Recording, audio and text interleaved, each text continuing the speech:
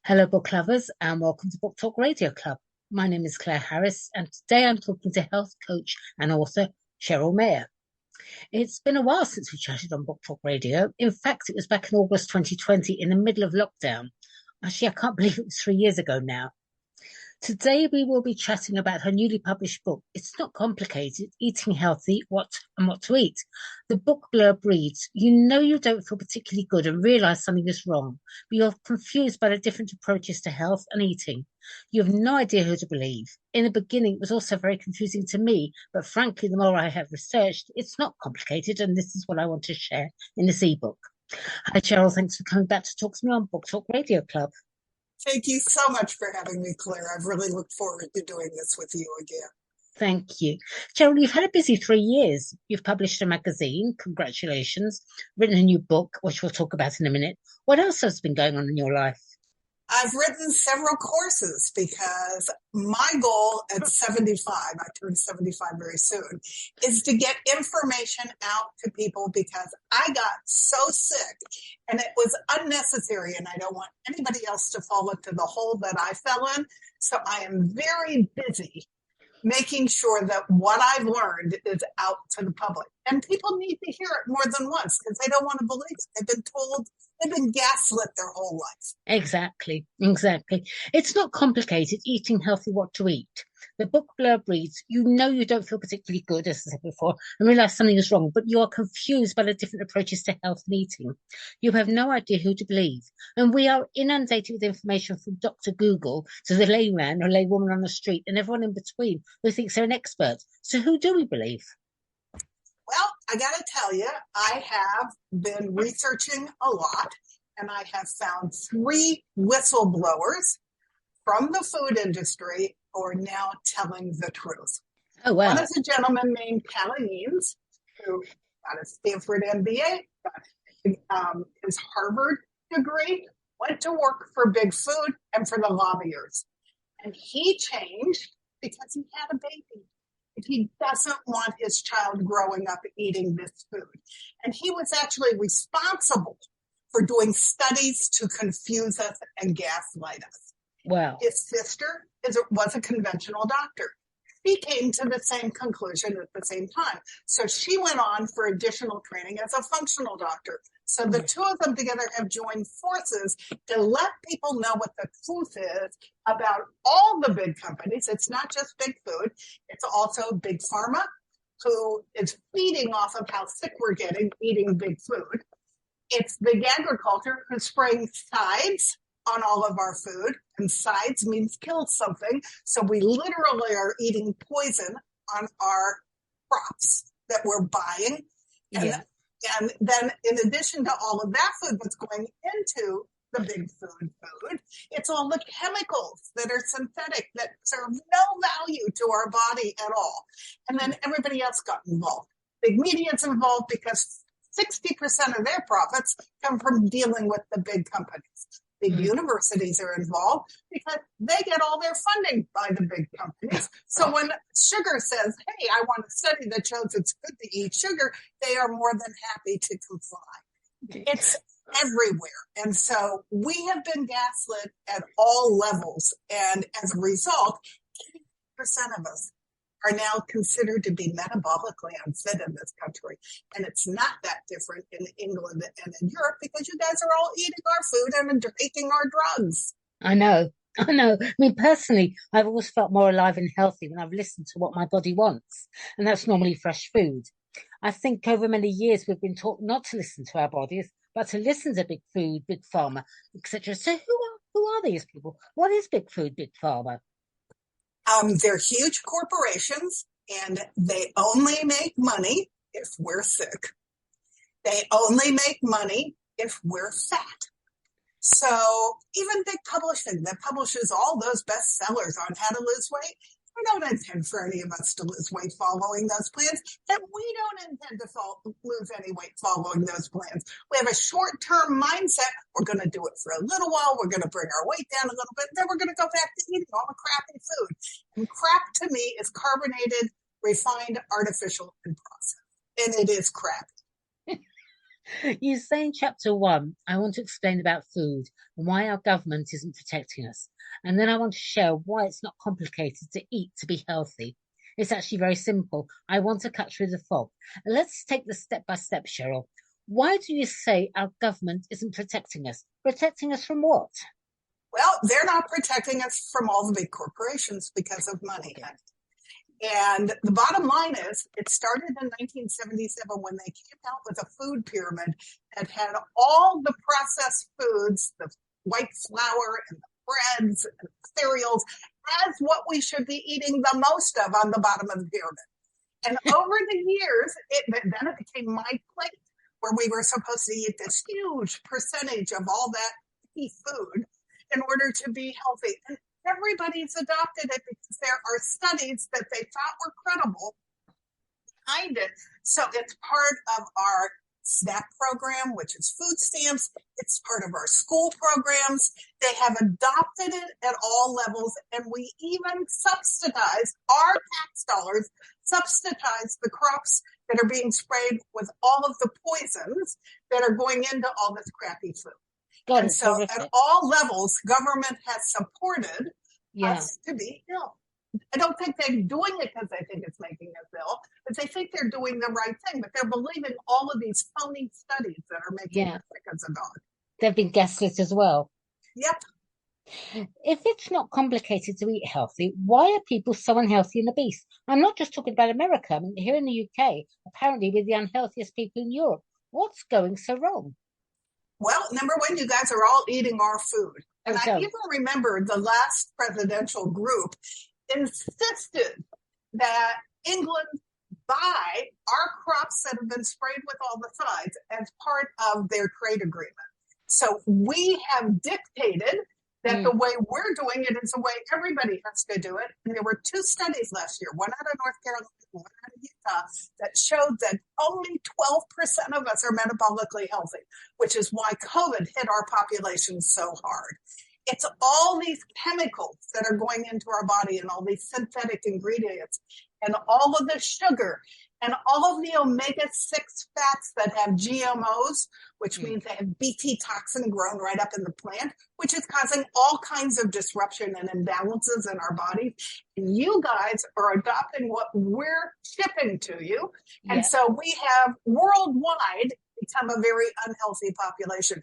And now the less sophisticated countries are eating our food, and it's starting to show up in their statistics. I know. It's horrifying. It really is. I mean, tell us that. Well, hang on a minute. I've got something. You want to cut through the fog? Well, that's fabulous. Let's do it then. Let's make this book for Talk Radio Club interview a mission to wake people up. What is the single one statement you could make that will do that? Single one statement is, you are what you eat. Yeah. And so do you want to be gray, synthetic, useless, worthless food, like a McDonald's that will never rot if you have it out on your counter in the kitchen? Or do you want to be vibrant, bright, beautiful, rainbow, real food? You have a choice. And believe it or not, what you put into your body is your operating system for your body. And the reason we're so sick is because we're feeding our body stuff that our body cannot use. Yeah.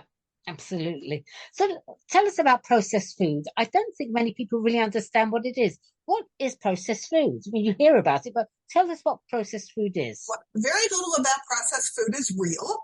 The people who have brought us processed food in all its glory are the same people who brought us cigarettes.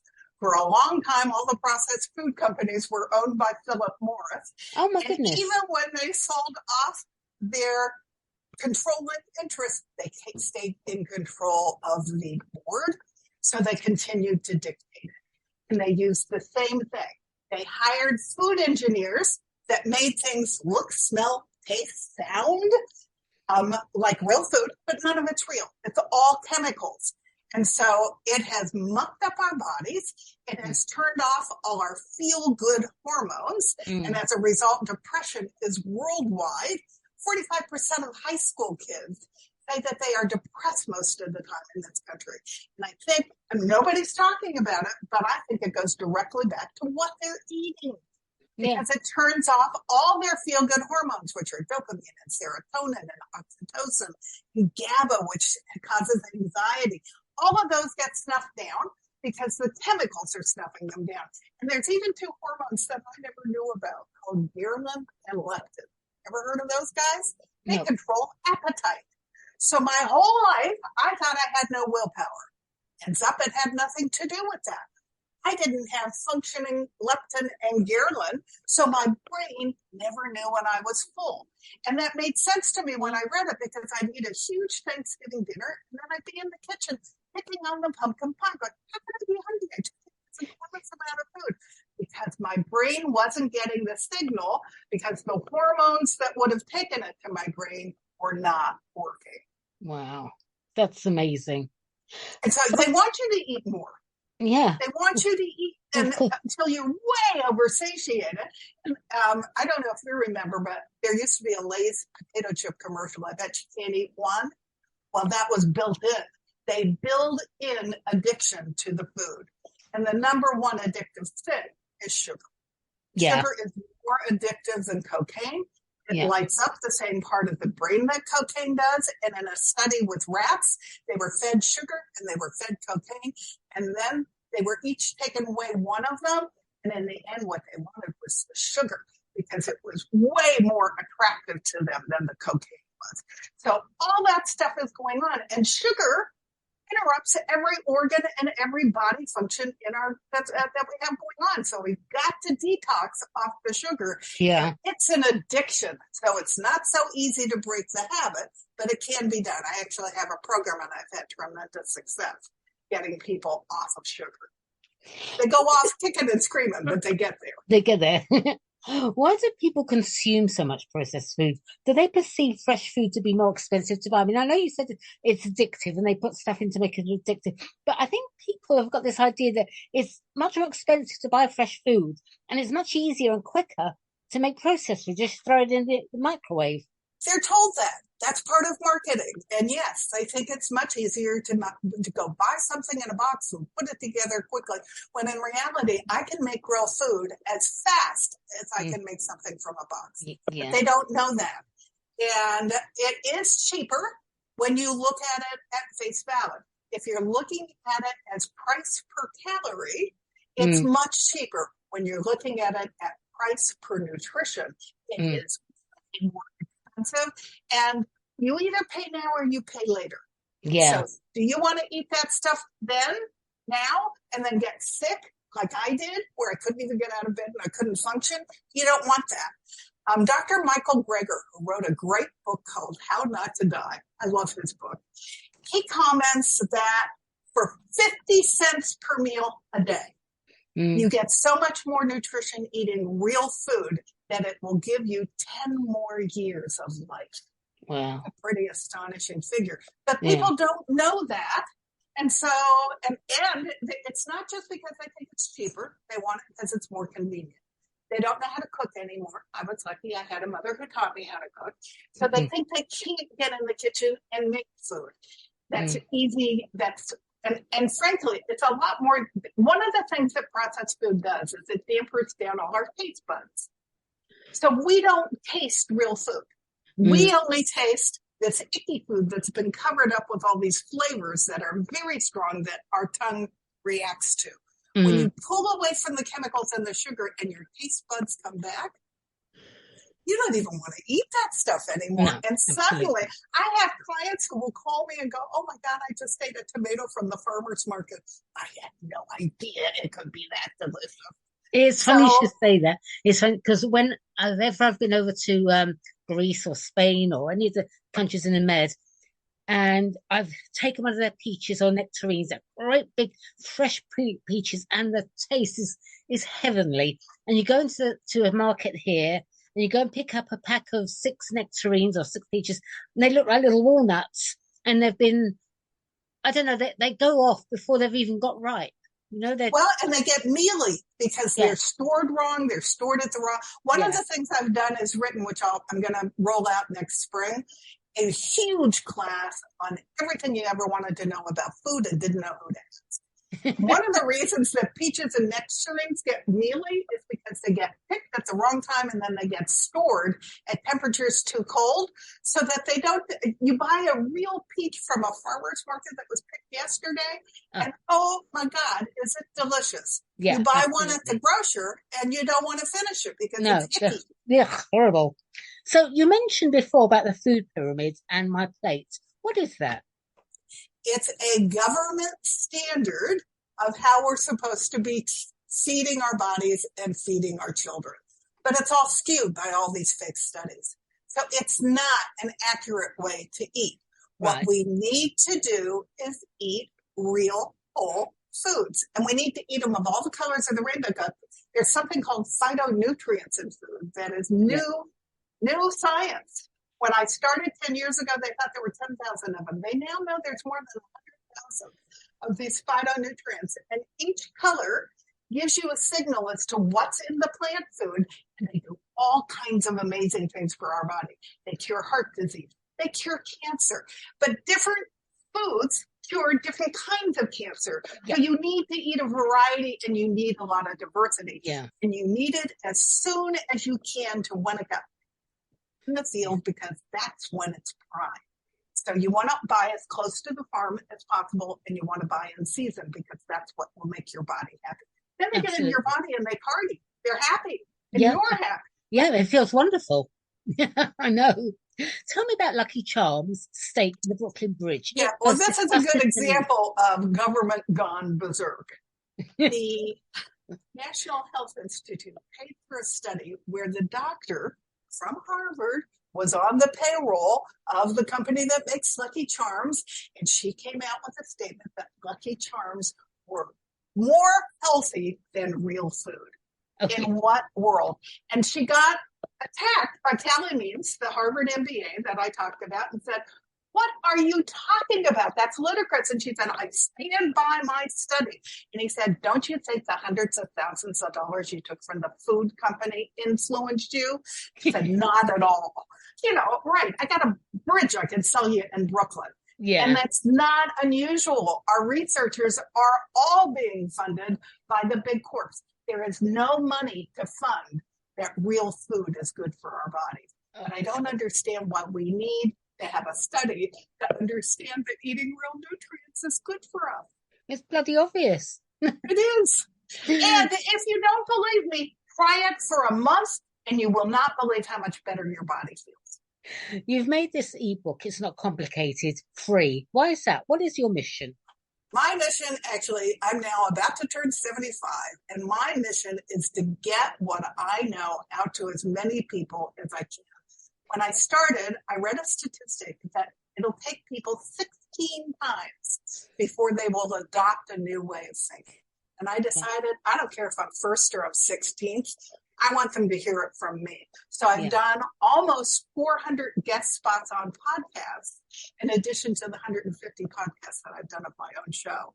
Wow. I want people to hear what I have to say. Yeah. And then I want them to try it for a month, because nothing makes me happier than when I get an email that says, "You won't believe this, but I just went to the eye doctor and my eyesight is 10 times better than it was the last time I was there.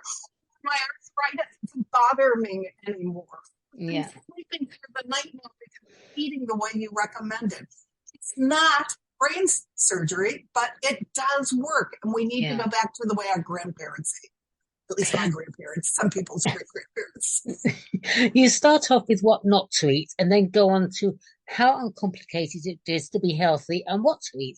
In a typical day, tell us what you and your husband have for breakfast, lunch and dinner. Set us an example, please. Well, both John and I met John. I married him 8 years ago because the guy I was with didn't want to change how he ate. I knew I had to change if I was going to get well. I had fibromyalgia. So John and I went on a get well journey. We have progressed through this. He's my partner 100%. We no longer eat breakfast. We eat dinner between 7 and 8 o'clock.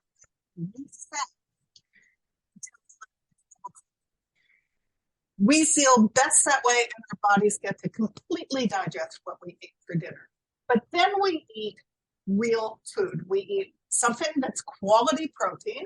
And that could be pastured meat or it could be pastured eggs.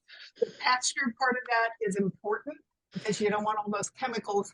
You know, you are what your animal eats as well as you are what you eat. Absolutely. Yeah. So we eat quality protein, and I put vegetables in everything. So I have a phrase, add the healthy, because you need to add the healthy to every meal. If I'm making a protein shake, I throw in spinach, I throw in carrots, I throw in bananas, as well as my chocolate collagen. I'm always adding the healthy, so we always have a high quality protein and lots of great vegetables of all the different colors for breakfast. And then at dinner, we again, 70% of my plate is plant food. And I try through the week to eat all the colors. And if something like cauliflower comes in 4 colors, which it does, it comes white, green, peach, and purple. One time I'll buy white, then I'll buy peach, then I'll buy the green, then I'll buy the purple, because even though they're all cauliflower and they do have some similar phytonutrients, the color adds extra phytonutrients that our bodies love. I got to tell you, diversity. Your skin is glowing. You look fabulous. Well, not too bad for 75. No, I'm proud of my skin. You look wonderful. Now let's talk about your magazine. What's it called and where can people purchase it? It's my first book was It Feels Good to Feel Good, so I've stayed with that as a thread. My magazine is Feeling Good Magazine. And my thought behind it was I wanted to present alternative methods to find the puzzle pieces for your health. So I wrote several articles on food because my goal is to change the way the world eats. But then my functional doctor wrote all about what functional medicine is. She went to Yale. She has a regular MD degree, but she got sick and couldn't help herself, so she went on for a functional medical training. And the difference is they look at the whole body. They do not just go, oh, you have a problem with your heart, let's deal with your heart. They know everything impacts everything. Yeah. So my functional doctor wrote, I have a naturopath because I have a lymph problem because I got molded in my jewelry office. So he's helping me purge the mold out of my lymph system, and there's no drug for that. So medical doctors didn't learn anything about the lymph system, even though it's one of the most important systems in the body. It is. There's a Tao group in Sedona, and there were 2 women. She had 2 botched back surgeries. So she went out to Mongo with all the Tao healers that use holistic methods of healing. And they invited people from all over the United States to join them in a program. And she actually finally got rid of her pain. And they worked with people, not only Ilchi Lee, who's the head of the group, but people like Bruce Lipton, who is the master of epigenetics. All kinds of famous people came in, and all 30 people in the group showed remarkable improvement in their health. So there's many paths to health, and health is a journey. And I wanted to give everyone an idea of what all those paths were. There's a woman who's an environmental toxin expert who wrote 2 articles on toxins. She has a plant enzyme cleaner that wouldn't hurt a flea. I actually accidentally made salad dressing with it one night and went, this doesn't taste like vinegar, but neither of us got sick because it's that pure. So she has that product, and she came out with a Clorox replacement called Boost. And then I wrote, since my first book was largely about toxins, I wrote How to Be a Toxin Detective and all the apps you can use now that didn't exist when I was doing all my research. And then the last article is by a woman who runs a cancer group, all about community. Because the blue zones, which have researched the healthiest communities in the world, has determined that community is the most important factor for health. So she writes about community and what they've accomplished with their cancer group. Cheryl, we've been friends on Facebook for a long time now. You were one of my first Book Talk Radio Club authors. I know how passionate you are about eating healthy, and I think everyone else does by now. But recently I've noticed you posting about glimmers. I love this. It's such a positive thing to focus on. Please explain glimmers to Book Talk Radio Club listeners. I just want to give you a quick how I got to glimmers. I wrote an article for a magazine called Soultivity on happiness because I'm concerned that 45% of our teenagers are depressed. And so I did study about what causes depression. It starts with food. But that led me to all the things that create happiness. Gratitude, kindness, community, service. All of those things turn on our happy hormones and create happiness in our body. And as I was doing all my research, I came across something I'd never heard of before, which were glimmers. And I love glimmers. We all have little moments with glimmers in our lives every day. It could be my cat coming up on my lap first thing in the morning, snuggling in my neck. And the pleasure that that brings me and how it makes me smile. It could be coming home to Los Angeles where we had a lot of rain and my flowers are amazing out my bedroom window where I'm working. Just looking at those flowers brings me pleasure. And the key is to not just let it flip through your mind with a speed of light, but to sit with it until you feel the glow, which then turns on all your happy thoughts. Now I'm seeing glimmers everywhere and I'm loving it. So I'm talking about them a lot. I know, I love it. I've been doing it as well. It's wonderful. And now back to It's Not Complicated, Eating Healthy, What to Eat. Cheryl, where can people get this very important and informative free book? If you go to my website, which is Cheryl with a C, Cheryl M Health Muse, CHERYLM Health, and then Muse, and I'm a muse because I want to inspire you to eat healthy. It will lead you to right on the front page to my magazine. Right under my magazine it's a flip book. It's my flip book on It's Not Complicated. They are both free. And together they are loaded with great information that you can utilize to create health for yourself. And then I also made into a flip book my book on stress. Because when I got sick, my cortisol was just borderline Addison's disease.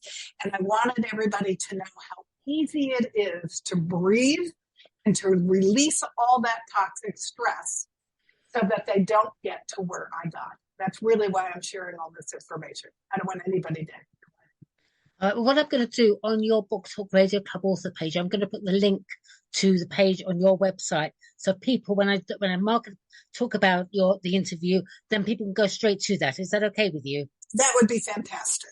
Yeah, it's right on the first page of my website. So you go to my website and it will lead you right there. And you don't even have to join anything. If you want to join my mailing list, you have the option. If you don't want to join my mailing list, I want you to have the information, so go get it. That's fantastic.